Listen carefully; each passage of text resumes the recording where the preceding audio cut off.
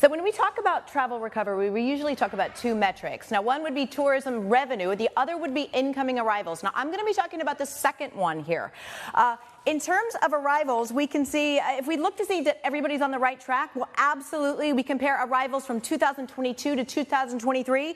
We see a lot of these countries at this time last year saying that they wanted to double arrivals. We can see nearly everybody has done that. But look at over here at Vietnam, 244%. Now, you may be wondering, well, why suddenly is everybody going to Vietnam? That's actually not the case. Vietnam was behind the pack in 2022. This merely represents catch-up. Now, in terms of who had the most travelers? Well, that would be Thailand at 28 million people.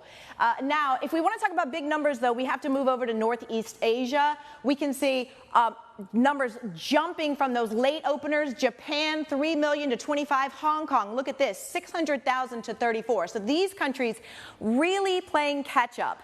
But if we're really going to look at travel recovery, we have to compare pre-pandemic 2019 to 2023. When we do that, we can see nobody has recovered fully yet, but we can see some countries getting close to others. A couple of things I want to point out, though. Cambodia at minus 17%. Interestingly, local authorities say they're not seeing that translate to tourism revenue. They think some people checking the box, maybe heading over to some of those casinos across the border. Philippines also having a tough go. Of its 4 source markets, only 2 back in track. That would be the U.S. and South Korea. Philippines heavily dependent on China as well as Japan. And we know that those 2 groups of travelers not back. And then finally, just want to focus here on Thailand one more time. Thailand having a particularly hard go with the lack of Chinese travelers. But 2 windfalls to Thailand we see. And that is, one, the amount of Russian travelers who have come back.